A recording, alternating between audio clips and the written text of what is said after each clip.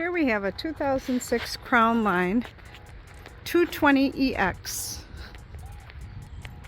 Tandem axle trailer with spare tire.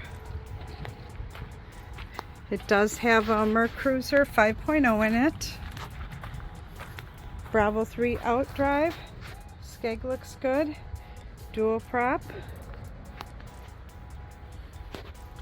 Does have a couple dings in the swim platform here. Lounge seating in the back. That backrest lays flat. It'll go all the way down. Somebody wants to lounge in the sun. Snapping carpet. Little sink.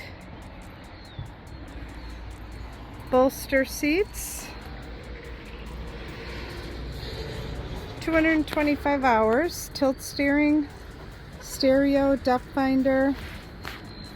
Lots of room in the bow, nice and wide. Does have another ladder in front there. Armrests.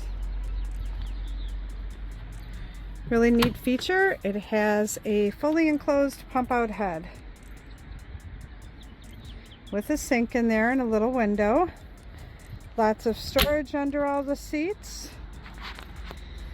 We do offer financing. Come check this one out.